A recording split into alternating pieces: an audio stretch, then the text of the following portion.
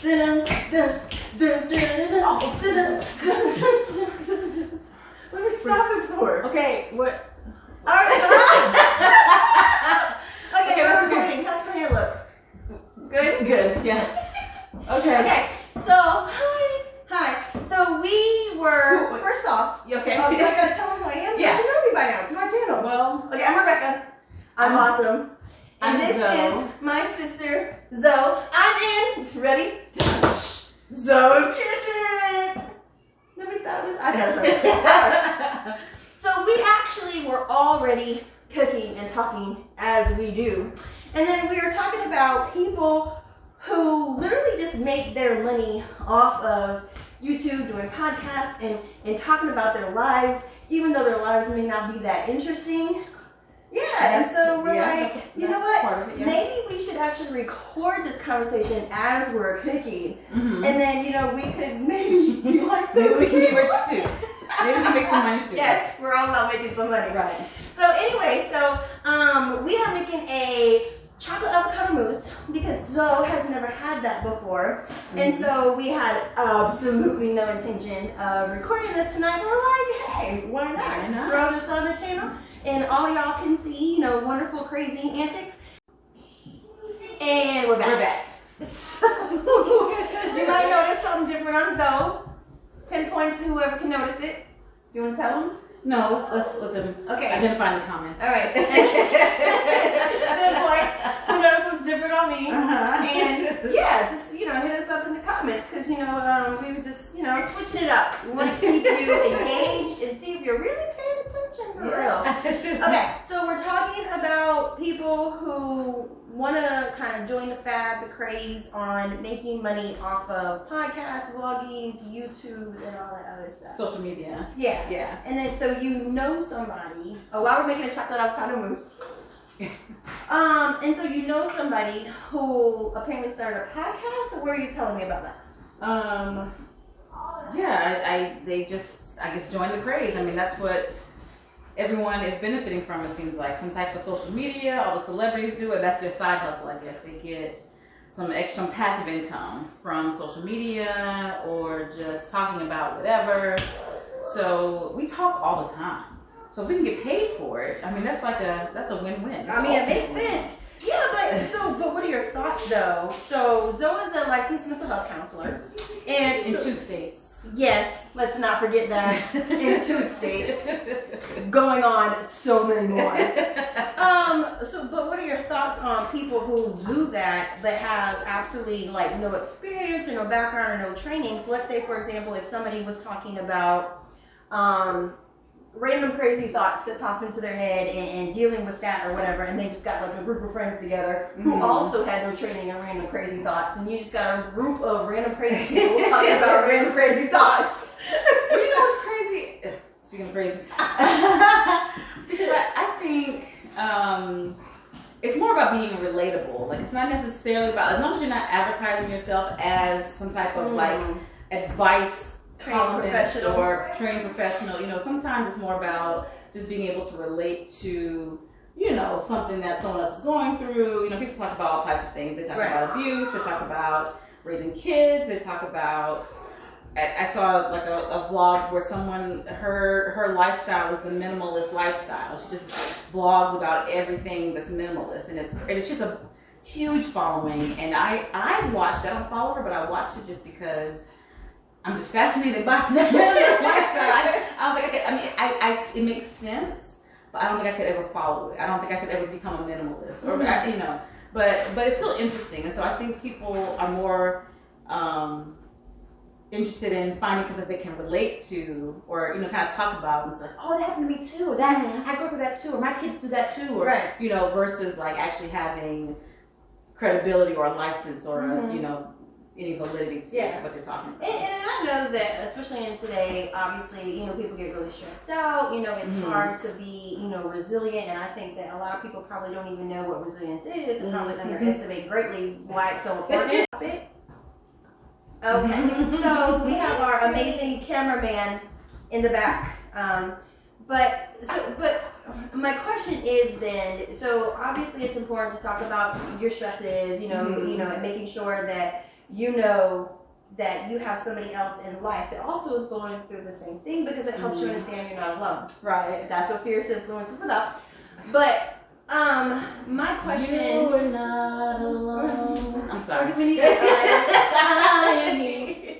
I was kidding, but I'm a dancer, so oh, okay. Okay. I'm just here doing a little, you know.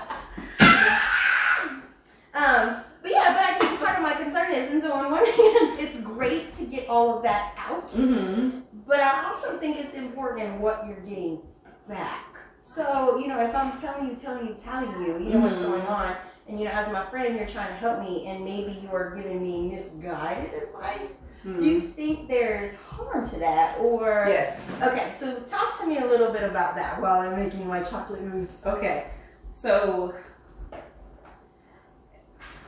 when people give advice, the harm in that is, you can talk about what you did, like what your experience was, or how you handled that situation when you were in that situation, but to tell someone to do X, Y, Z, because that's what you did, and that's what works for you, that's a bad idea, because whenever, you know, the chips fall where they may, once that person goes through with whatever decision they make, if they do what you told them to do, and the shit hits the fan, then they're gonna come back to you and be like, but you told me to do this. Right. You know what I'm saying? You now it says you, I'm divorced, and now it says you, my kids in jail, or whatever the case is. And well, and what's interesting is we actually hear that a lot. People talk about, and I think especially in relationships, guys actually get irritated when their significant other, when they're female, listens to the friends, because sometimes friends can also be so jealous if their relationship is going so well and they don't have a great one. Right. Maybe they misguided them on purpose. Right. And so the guys are like, why do you always listen to your friends? Why do you keep this between us? Right. We talk about it. Right. And I mean, it's true. Misery does love company. And I mean, I think some people, they may purposely misguide people, but I think, even if it could be with, you know, good intentions. Someone gives you advice and say, hey, this is what I did, this worked for me, you should do that too. But still, it may not go the same way. Every situation isn't the same. So if you, tell someone to do what you did, and it doesn't go the same way, then they're gonna be like, what the hell? Right. But even aside from that, like if you make a decision for someone else, it takes their power away. Because when someone makes a decision and it turns out well for them, that empowers them to continue making more decisions for themselves. Right. If you tell them to do it and they go do it, then it's like, oh, what do I do next? How do I don't know how to make a decision for myself? Yeah. How'd you come to that decision? Tell me what to do. So it affects their self-sufficiency also. Right. They need to learn how to, be empowered and make their own decisions. But I think too, when people are able to make their own decisions, so like you said before, you made the great example, if they make one and it goes well and they feel more empowered, I think also that helps develop that skill of resiliency, which is so important, because when you go through challenges in life, and if you're constantly knocked down and you don't learn how to get back up, or you don't know how to get back up, or maybe you don't get back up fast enough, then it affects how you handle future challenges. Right. So why then is being resilient so important, and how does that enable somebody to be more empowered and be more successful? Why is resiliency important? Well, I mean, it's just kind of just what you said. I mean, you have to be able to get up, get back up. Like your mom and dad aren't always going to be there. Your friends aren't always going to be there. They got their own lives, their own kids, their own spouses, and you have a support system, of course, but someone can't be there to hold your hand every step of the way. You got to be able to make your own decision, be empowered to make your own decisions, not worry about whose feelings you're going to hurt, who's going to be mad at you, who don't want you to do that or do this. It's not about them or that, or it's about you and you making your own decision and doing what's best for you. So the people then that actually, start their own video blogs and podcasts and all that other stuff. So basically then when they come together and they talk about issues, then it can only be taken with like a grain of salt, or to a certain extent then. Essentially, I mean, I think it's important to be able to relate. Like some people, there is power in telling your truth and telling your story and connecting with people who may have had the same experience. But to tell someone what to do in their situation, that's never good. I mean, there's power in just processing and talking about it and putting it out there and letting it be known so that, people can know that they're not alone in situations. Right. But so tell everybody the ingredients and what you're doing. I know. You said nothing about the mousse or nothing. So what's interesting is that whenever I cook, I never write stuff down. And so anytime somebody asks me for a recipe, I literally could not give them to them. Like I have to sit there and say, okay, well, I did this and I did this, and just think about how much I put in. And so literally while you were talking, I'm just sitting here just pouring stuff in because I know what I'm doing. But yeah, so basically just to kind of go back to what I was doing while she was talking. So we are making a chocolate avocado mousse, and so basically it's the healthy version of a mousse for those people who, you know, have a very, you know, strong sweet tooth like we do, but maybe don't want all the sugar in their life.